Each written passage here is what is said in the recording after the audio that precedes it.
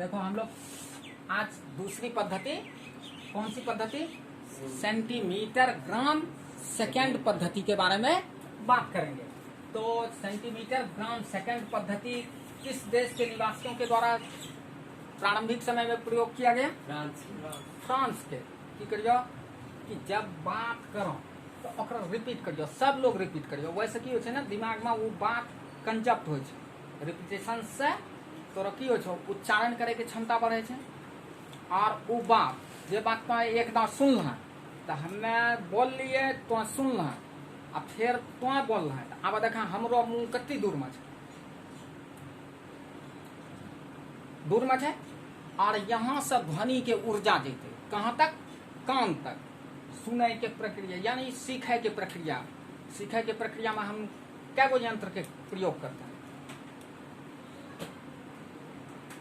सीखे ले क्या गो अपना सबके भगवान जे अपना सबके ज्ञानेन्द्री दिया है। ज्ञानेन्द्री के मतलब कहने कहे छे ज्ञानेन्द्री, हाँ? यानी ज्ञान प्राप्त करे के या ज्ञान के समझे के इंद्री, ओकरे कह दे छे कि ज्ञानेन्द्री। और हम कुछ भी सीखना चाहते हैं और समझना चाहते हैं तो सीखने और समझने के लिए हमारे पास क्या है? दो ज्ञानेन्द्रियां। एक नेत्र, एक ज्ञानेन्द्रिय कौन है? आंख। अभी हम बोर्ड पर कुछ भी लिखेंगे और तुम उसको क्या करेगा? देखेगा। और दूसरा क्या है? कान, हाँ। दूसरी ज्ञानेन्द्रिय हम लोगों का क्या है? सीखने और समझने के लिए कान। अब देखो इस दोनों में हम आपको थोड़ी देर के लिए, सॉरी, इस टॉपिक से थोड़ा हट के इसके बारे में बात करेंगे कि विद्यार्थी लोगों को यदि अच्छे तरीके से कुछ भी सीखना और समझना है एट ए टाइम, यदि क्लास में वो क्लास के बाद यदि आपको नहीं पढ़ना है उस पन्ने को दोबारा, और आपको यहीं के यहीं कंप्लीट रूप से उसको क्या करना है? अपने मेमोरी में। ये मस्तिष्क हमारा क्या है? मोबाइल में लगे हुए मेमोरी के चिप की तरह है या कंप्यूटर के हार्ड डिस्क की तरह है। और ये सब चिप जो मोबाइल कंप्यूटर ये सब में लगा हुआ है वो टेराबाइट में है ना। और इधर क्या है? Infinite byte. यानी आप जितने डाटा को स्टोर करना चाहते हो, ये सब क्या है? जिन सारी बातों को हम बोर्ड पर लिख रहे हैं वो हमारे मस्तिष्क के लिए क्या है? डाटा है। और इस डाटा को हमारा मस्तिष्क क्या करेगा? एब्जॉर्ब करेगा। अब एब्जॉर्ब करने के लिए हमारे पास दो लाइन है। एक कौन सा लाइन? एक यानी दोनों लाइन तरंग के ही रूप में जाएगा। अभी हम ध्वनि बोल रहे हैं, ध्वनि का उच्चारण कर रहे हैं, तो ध्वनि का तरंग आपके कान तक पहुंचेगा। एक भांज हुआ। और दूसरा भांज क्या है? दूसरा भांज है कि हम कुछ लिखे तो बोर्ड से प्रकाश की किरण आपके आंखों तक पहुंचेगी ना। तो इसमें भी दोनों स्थिति में क्या है? कौन पहुंचेगा? आपको सिखाने समझाने के लिए, यानी इस डाटा को स्टोर करने के लिए हमारे कंप्यूटर से वायर कनेक्ट जो होगा वो वायर किस रूप में कनेक्ट होगा? तरंग के रूप में। या तो प्रकाश तरंग आपके आंख तक पहुंचेगा या ध्वनि तरंग आपके कान तक पहुंचेगा। तो आप देखो इसी का इमेजिनेशन करते हैं। आज फिजिक्स को इस रूप में पढ़ते हैं कि देखो यहाँ पर हमने कुछ लिखा और यहाँ पर मेरा मुख क्या किया? कुछ बोला, तो इससे क्या निकलेगा?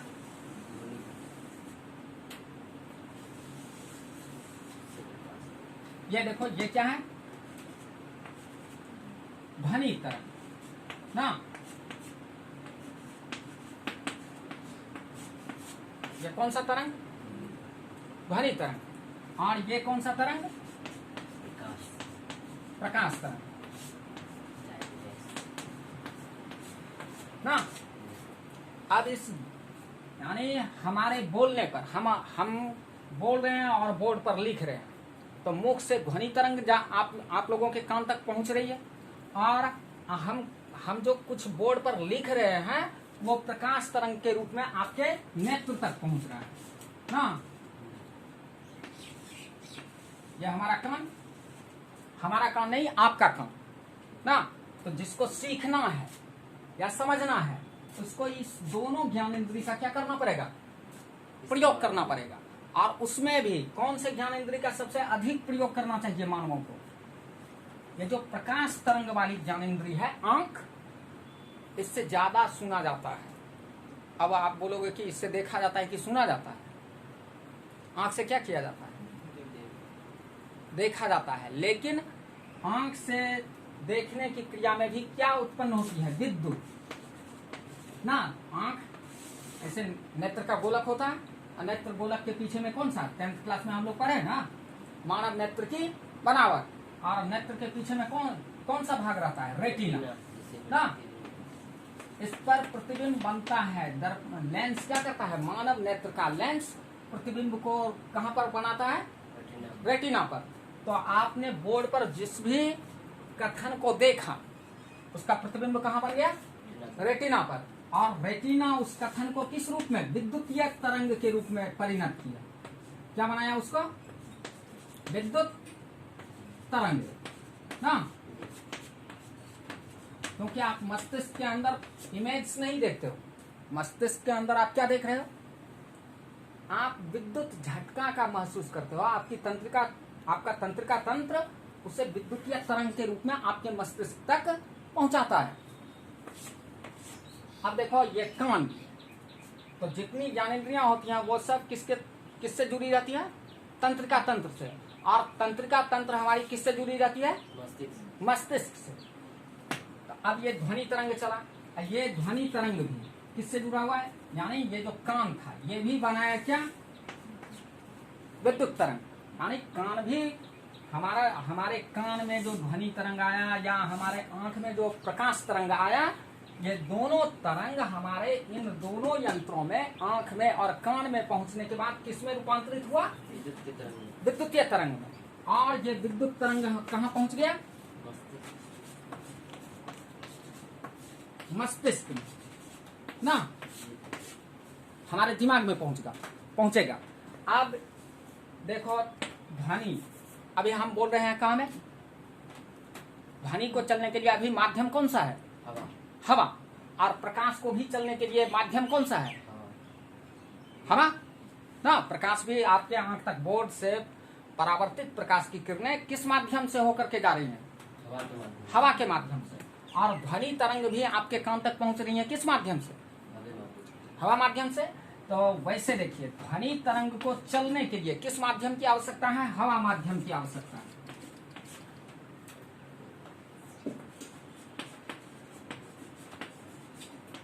हवा माध्यम चाहिए ना। और यानी इसके गति के लिए, किसके लिए? ध्वनि के गति के लिए कौन सा माध्यम चाहिए? हवा माध्यम। लेकिन प्रकाश को गति के लिए माध्यम की आवश्यकता नहीं होती है।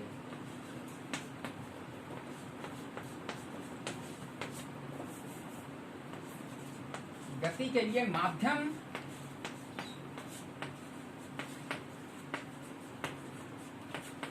आवश्यक नहीं।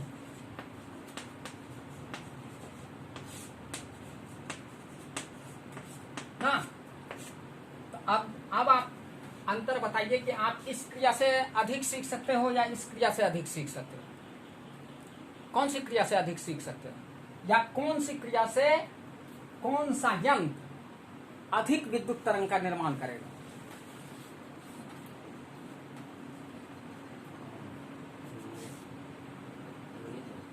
ध्वनि तरंग। आपके पास ऑप्शन है नंबर 1, बोलेंगे, क्या करेंगे ना, खुल के बोला करो। क्लास में ऐसा कोनो डर है नहीं। गलती होते, सही होते, सबसे दुनिया भगवान गलती करता है। हम लोग तो इंसान है, गलती बोल देंगे की हो जाएगा। हम जेने तेने बोलेंगे, ठेठी में बोल देंगे, क्या फर्क पड़ता है? हमको सीखना है भाषा, या हमको नहीं आ रहा है, हम गलत बोल दिए, क्यों? कौन सा अनर्थ हो गया? कुछ होगा तो आगे देखा यहाँ की होते ना, ये सब बेसी सीखबे। कोई तरंग सा प्रकाश तरंग जे अपना आंख तक पहुंचते ना, एकरा से ज्यादा विद्युत ऊर्जा के निर्माण होते। कहे के ना, एकरो स्पीड, प्रकाश तरंग कते जल्दी पहुंचते? प्रकाश के स्पीड हवा में कते छे? हवा माध्यम से यदि प्रकाश तोरा तक पहुंचतो तो एकरो स्पीड कितना है? 3 लाख किलोमीटर प्रति सेकेंड, यानी सेकेंड में कते किलोमीटर चली जेते। आबे देखा दूसरो भांत छै, आ यहाँ से जे हमें बोली रहलो छियै, शब्द बोली रहलो छियै ना, ध्वनि जा रहलो छै, और ध्वनि हवा माध्यम, ध्वनि के गति करे ली माध्यम चाहिए। तोरा तक पहुंचल ली अखनी माध्यम के छो हवा। आबे हवा में ध्वनि तरंग के वेग कते होय छै 330 लगभग, एकरा से बेसी तनी मनी नौना 330 मीटर प्रति सेकेंड ना। आबे देखा यहाँ से जे हम बोली रहलो छी, यहाँ 330 मीटर प्रति सेकेंड के हिसाब से तोरा कान तक पहुंचते, बुझल। तो ई ध्वनि कान में जाके आ तबे कौन चीज बनते, विद्युत बनते, आ तबे वो विद्युत की करते, अपना दिमाग का झटका देते कि ना ना बात तोरा सर्जी कुछ बोल रहा है, उसको सुनो। तो वहां विद्युत का झटका कम लगते, एक विद्युत कम निर्मित होते, कहने कि यहाँ से शब्द का जाय है में देरी लगी जेते ना। अब वैसे कई गुना ज्यादा तो जे ई बोर्ड पर देखी रहलो छ, या हमरा चेहरा के देखी रहलो छ, तो हमरा चेहरा केना केना बोली रहलो छ, हमरा ठोर केना केना पटर पटर करी रहलो छ, ऐ सब के यदि तोरा में इमेजिनेशन से भए रहलो छ, यहाँ से तो एकरा एक टक ताकी रहलो छ, तो हमें जे बोली रहलो छ उ सबसे बात तोरा उन्ने डाटा स्टोर भेलो, तो ज्यादा स्पीड से डाटा स्टोर होते यहू से ना तोरा। लेकिन एकरा हिसाब से यहाँ देखा 3 लाख किलोमीटर पर सेकंड के स्पीड से जा रहा है। तो यदि तो कंसंट्रेट भए अपना ज्ञानेन्द्रिय नेत्र के स्थिर रखिल ना, हमरा चेहरा के तरफ, हमरा बोर्ड के तरफ, या हमें जो बात देखा बता रहा छे, तो तोरा कंसंट्रेशन यदि आंख देखे के क्रिया ज्यादा करी दिलको, तो तोरा तखनिए डाटा की भेजतो तोरा दिमाग में स्टोर भे जेते, सेव भे जेते, और फिर तोरा दोबारा वही बात के पढ़े के आवश्यकता नहीं पड़ते। लेकिन की करे चाहिए आदमी के, ये दोनों चीज के जखनी को अध्ययन करता रही रहो, तो दुनिया के सब चीज तो पहले ये दिमाग में यदि कुछ चल रहा तो क्लास घुसने से पहले उस सब को क्या करो, फेंक दो, यानी उस सब बात को भूल जाओ, और फिर क्या कहाँ आ जाओ, हमरो लिगाने अबे, तब कहाँ आ जाओ, इस बोर्ड के पास कि इस पर होगा क्या, और इस पर जो होगा बस हम वो देखने आए। अर्जुन के तरह अर्जुन के पूछे रहे कि ना द्रोणाचार्य की तोरा की झलके छो, तो मछली के आंख ना। इसलिए अर्जुन का वो प्रश्न एक दिन पूरे दुनिया में उसको सर्वश्रेष्ठ धनुर्धर घोषित करवाए कि वहां की करलके, वह मछली के आंख एकदा ओकरा एले द्रौपदी के साथ विवाह के समय में, ओकरा वह मछली के आंख भेदे ले मिलले ना। कि जब अर्जुन भीम नकुल सहदेव युधिष्ठिर दुर्योधन सबके परीक्षा हो रहा था, तो एक यानी जिस सबको धनुर्विद्या सिखा रहा था, तो गाछ पर द्रोणाचार्य क्या किया, एक पक्षी को यानी अप्राकृतिक पक्षी के चित्र को कहाँ रख दिया, पेड़ पर रख दिया, और सबसे पूछने लगा कि ना तुमको क्या दिख रहा है, तो पंख दिख रहा है, टांग दिख रहा है, नाक दिख रहा है, सब चीज। कल के कि ओकरा आंख में तीर मारना है, पहले प्रश्न दिया हुआ था कि तीर कहाँ मारना है, आंख में, तो प्रश्न तो दिया हुआ था, लेकिन व्यक्ति क्या कर रहा था, अलग अलग स्थान को देख रहा था। कोई बोल रहा था हमको टांग भी दिख रहा है, पंख भी दिख रहा है, समथिंग जो जो दिख रहा था उसको।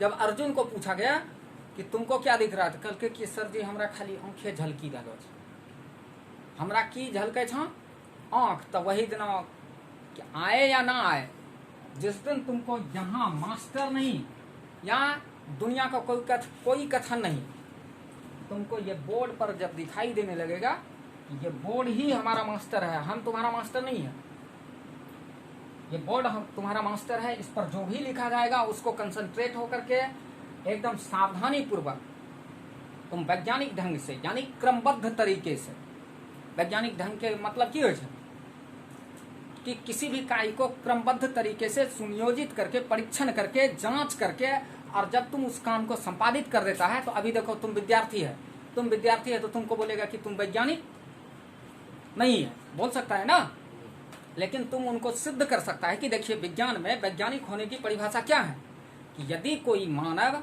किसी भी कार्य को क्रमबद्ध तरीके से उसका परीक्षण करके और उसके विशिष्ट ज्ञान को हासिल कर लेता है तो वही लोग क्या है, वैज्ञानिक है। और उनके उस कार्य पद्धति को क्या बोल देते हैं, वैज्ञानिक विधि। तो हम भी वैज्ञानिक होंगे यदि हम क्रमबद्ध तरीके से काम कर देंगे, यदि सही तरीके से काम कर देंगे कि कल तुम जो पढ़ा वो तुमने सब याद कर लिया, उसको अब उस पन्ने को दोबारा उल्टाने की आवश्यकता नहीं है। तो इसका मतलब है कि तुम क्या हो चुका है, तुम वैज्ञानिक हो चुका है, तुम्हारे में विशिष्टता, वैज्ञानिक बुद्धि तुम में क्या हो चुकी है, स्पष्ट आ चुकी है। तो सीखने के समय, पढ़ने के समय एकदम कि बोलना, रिपीटेशंस करना, हर एक बार यानी एक एक शब्द पर रिपीटेशन करना, एक एक शब्द को अच्छे से गौर से देखना। यदि उस शब्द का उच्चारण तुमसे नहीं हो रहा है तो सर एक बार और बोल के सुनाइए, ताकि हम भी उसका क्या कर पाए, अच्छे से उच्चारण कर पाए, ताकि कोई बाद में हम लोगों से कुछ पूछ दे तो हम उसको स्पष्ट रूप से और शुद्धतम रूप में उन लोगों के पास अभिव्यक्त कर पाए, लिख पाए, सुना पाए। तब हम लोग क्या है, पढ़ाई कर रहे हैं।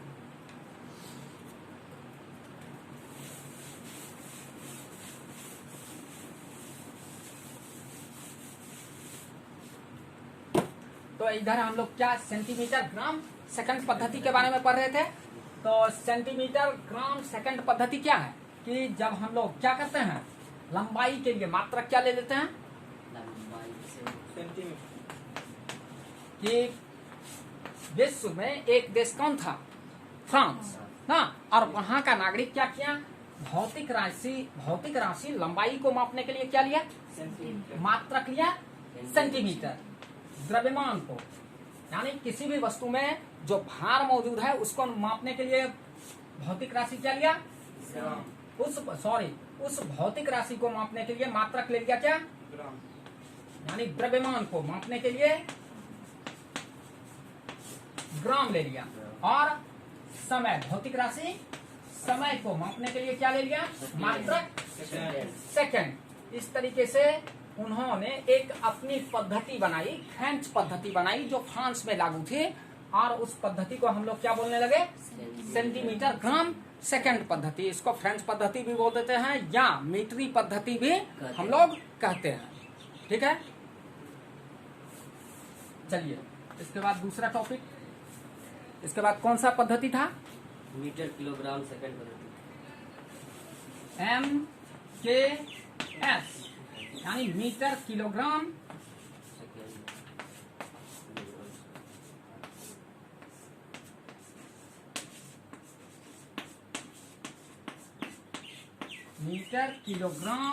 सेकंड पद्धति ना। इसके बारे में बात करेंगे। देखो अब हम लोग क्या करेंगे, दूसरी पद्धति। कौन सी पद्धति, मीटर किलोग्राम सेकंड पद्धति के बारे में बात करेंगे।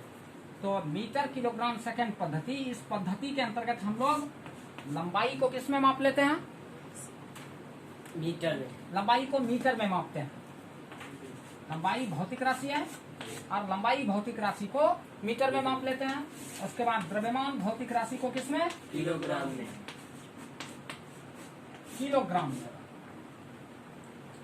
और तीसरी भौतिक राशि जो समय थी, ये समय भौतिक राशि को हर एक, चाहे वो दुनिया का जो भी देश जिस भी पद्धति को नियमित किया अपने अपने देश में, हर एक समय में समय का मात्रक क्या लिया गया, हमने सबसे पहला पद्धति सीजीएस पद्धति पढ़ा, पहला पद्धति फुट पाउंड सेकंड पद्धति, उसके बाद सीजीएस पद्धति, और तीसरा पद्धति एमकेएस पद्धति, मीटर किलोग्राम सेकंड पद्धति।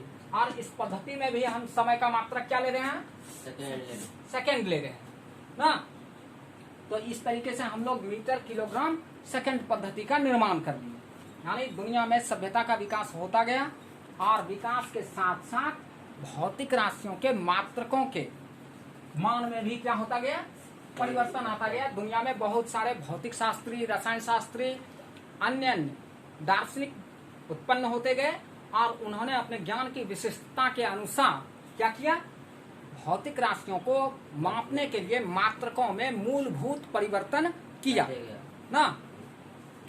तो इस तरीके से मीटर किलोग्राम सेकंड पद्धति का निर्माण हो गया, और इसको संक्षेप में हम लोग क्या बोल देते हैं, MKS।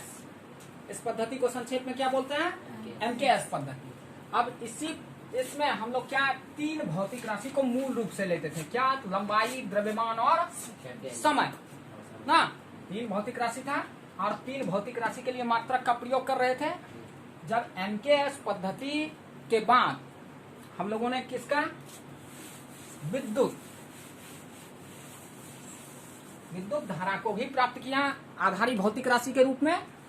तो अब उस आधारी भौतिक राशि के लिए को संयोजित करके तब हम लोगों ने मीटर किलोग्राम सेकंड पद्धति को किस रूप में परिवर्तित किया, rational metre kilogram second ampere पद्धति ना। यानी रेशनल मीन्स परिमेयी, मीटर किलोग्राम सेकंड एम्पियर पद्धति, और जिसको शॉर्ट फॉर्म में हम लोग क्या बोल देते हैं, RMKSA। R का मतलब रेशनल यानी परिमेयी, M का मतलब मीटर किलोग्राम सेकंड, और एम्पियर। तो 2 चीज क्या क्या, विद्युत और चुंबकत्व।